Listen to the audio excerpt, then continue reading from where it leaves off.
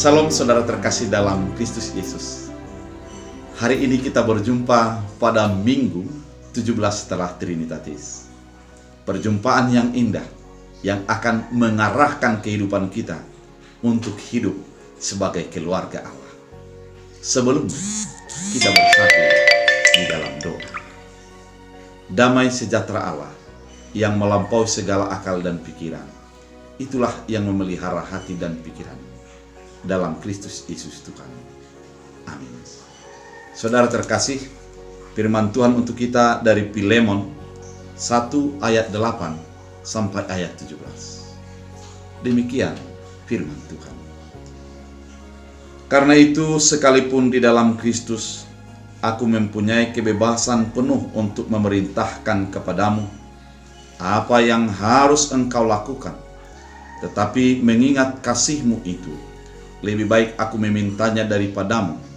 Aku, Paulus, yang sudah menjadi tua, lagi pula sekarang dipenjarakan karena Kristus, mengajukan permintaan kepadamu mengenai anakku yang dapat selagi aku dalam penjara, yaitu Onesimus. Dahulu memang dia tidak berguna bagimu, tetapi sekarang sangat berguna bagimu. Dia kusuruh kembali kepadamu. Dia yaitu buah hatiku. Sebenarnya aku menahan dia di sini sebagai gantimu untuk melayani aku selama aku dipenjarakan karena Injil. Tetapi tanpa persetujuanmu aku tidak mau berbuat sesuatu, supaya yang baik itu jangan engkau lakukan seolah-olah dengan paksa, melainkan dengan sukarela. Sebab mungkin karena itulah dia dipisahkan sejenak daripadamu, supaya engkau dapat menerimanya untuk selama-lamanya, bukan lagi sebagai hamba, melainkan lebih daripada hamba, yaitu sebagai saudara yang kekasih, baik secara manusia maupun di dalam Tuhan. Kalau engkau menganggap aku temanmu seiman, terimalah dia seperti aku sendiri. Demikian firman Tuhan. Saudara terkasih dalam Yesus Kristus, topik yang begitu indah yang mengingatkan kita sebagai orang percaya adalah sebagai keluarga Allah. Kita adalah keluarga Allah, di mana melalui Yesus Kristus kita menjadi anggota-anggota keluarga, dan Allah sebagai Bapa kita. Kita tidak dihitung lagi apakah menjadi orang kaya atau orang miskin, orang pintar atau orang yang kurang beruntung, apakah kita orang kuat atau lemah, namun dilihat sebagai keluarga Allah. Keluarga Allah di mana Kristus Yesus yang menjadikan kita untuk menjadi bahagian daripada keluarga Allah itu, telah memberikan dirinya secara total dan mempersekutukan kita. Kalau kita ingat di mana doa Yesus, jadikanlah mereka satu sebagaimana aku dengan Bapa satu. Artinya seluruh kekristenan ini adalah satu. Antara gereja yang satu dengan yang selain adalah satu. Kita keluarga. Komunitas dimanapun kita berada adalah keluarga. Oleh karena itu, firman Tuhan yang dituliskan Paulus kepada Filemon yang merupakan muridnya begitu indah, memaparkan bagaimana hidup sebagai keluarga Allah. Dalam keluarga Allah tidak terlepas daripada konflik, tidak terlepas dari persoalan. Terkadang banyak kerikil-kerikil tajam yang menusuk, yang menjadikan antara satu dengan yang lain menjadi bermusuhan. Namun bagaimana Paulus menanggapi sehingga keluarga Allah itu menjadi tenang dan menjadi saling mengasihi? Bapak Ibu yang terkasih dalam Yesus Kristus, Paulus pertama menerangkan bahwa dia bertemu dengan Onesimus. Onesimus ini diyakini sebagai budak daripada Filemon, namun memiliki konflik di antara mereka, dan akhirnya Onesimus menjadi terpenjara. Di penjara, Paulus bertemu dengan Onesimus karena mereka sama-sama tahanan waktu itu.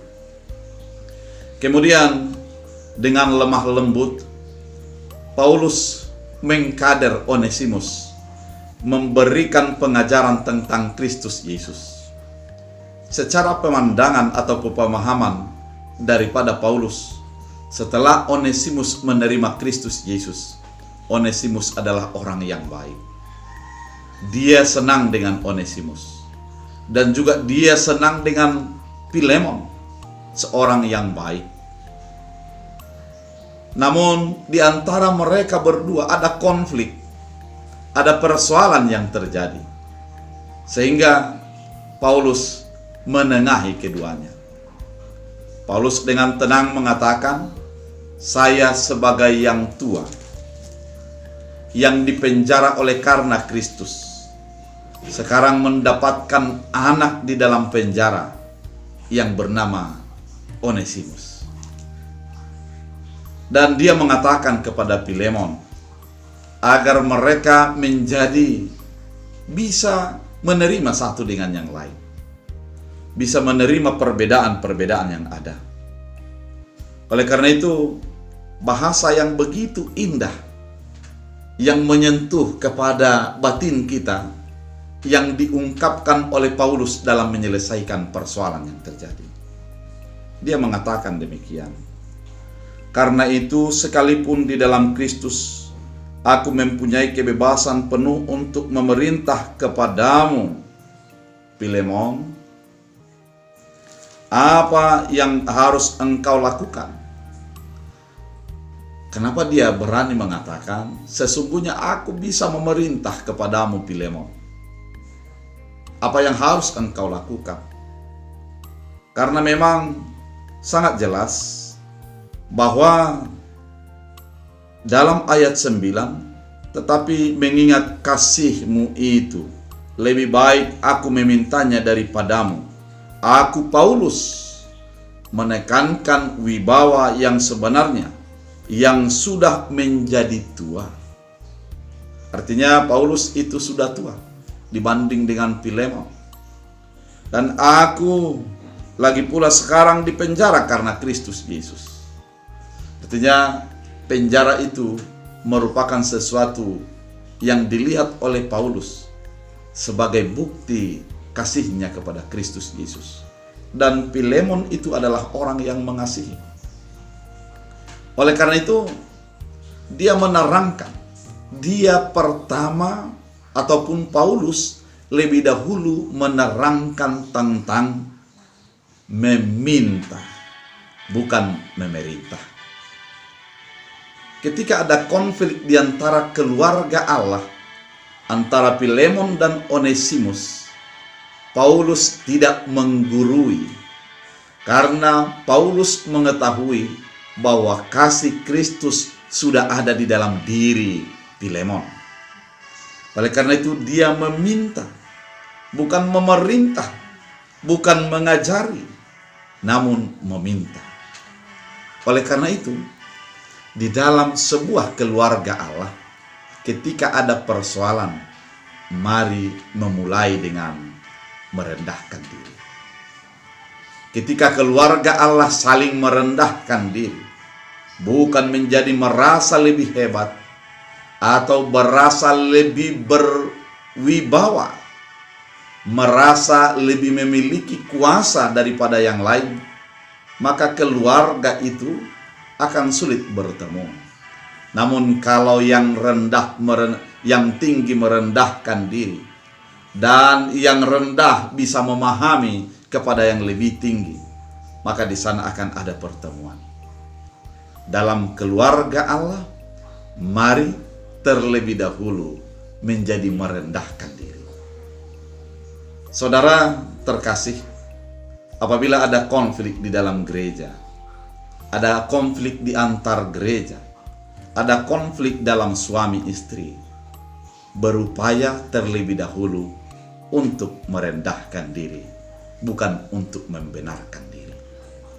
Paulus yang merupakan tua dan dipenjara oleh karena Kristus Yesus menganggap bahwa Filemon mampu untuk menyelesaikannya, dan Paulus merendahkan diri memohon kepadanya. Di dalam merendahkan diri dia mengatakan, aku mengajukan permintaan. Mari kita ingat ayat sebelumnya. Sesungguhnya Paulus bisa memerintah, namun dia dalam ayat 10 mengatakan, mengajukan permintaan kepadamu mengenai anakku. Onesimus bukan anak biologis daripada Paulus, namun anak rohani. Dia di dalam kelemahan, di dalam kesalahan yang diperbuat oleh Onesimus, dia melihat bahwa Onesimus sudah berubah dan dia menganggap sebagai anaknya. Kemudian dia mengatakan, dahulu memang dia tidak berguna bagimu, tetapi sekarang sangat berguna, baik bagimu maupun bagiku. Yang kedua, ketika merendahkan diri, yang kedua yang dilakukan oleh Paulus adalah penerimaan. Menerima kedua belah pihak, bukan menghakimi kepada Filemon atau menuduh kepada Onesimus, namun menerima kedua-duanya. Dalam sebuah konflik, mari menjadi orang yang menerima segala perbedaan, yang masuk ke dalam memahami, yang masuk ke dalam mencoba mengerti orang yang di dalam masalah. Saudara terkasih, bukankah konflik akan semakin besar ketika orang berusaha untuk dipahami, namun berusahalah untuk memahami. Saudara terkasih dalam Kristus Yesus, di dalam memahami ini bukan perkara yang mudah. Namun ketika kita bertemu dengan keduanya, kemudian kita melihat dari posisi mereka dalam konflik tersebut, maka akan terjadi pertemuan. Bukan melihat daripada otoritas, bukan melihat daripada peraturan-aturan yang terjadi, namun melihat dari batin di antara kedua belah pihak. Yang berikutnya yang terjadi adalah, selain merendahkan diri, memahami, kemudian yang ketiga adalah dia kusuruh kembali kepadamu, dia yaitu buah hatiku. Dia langsung mengatakan buah hatiku. Sebenarnya aku mau menahan dia di sini sebagai gantimu untuk melayani aku selama aku di penjara karena Injil. Tapi tanpa persetujuanmu, aku tidak mau berbuat sesuatu supaya yang baik itu jangan engkau lakukan seolah-olah, melainkan dengan sukarela. Artinya, di dalam kehidupan Paulus, dia bercoba di dalam dirinya adalah untuk mengerti. Saudara terkasih dalam Kristus Yesus, sebenarnya aku mau menahan dia di sini. Sebenarnya Paulus membutuhkan Onesimus, namun dia tidak mau persoalan itu bertahan dengan lama. Di Onesimus harus kembali kepada Filemon, harus melihat pertobatan yang sudah dilakukan oleh Onesimus. Kemudian Filemon juga harus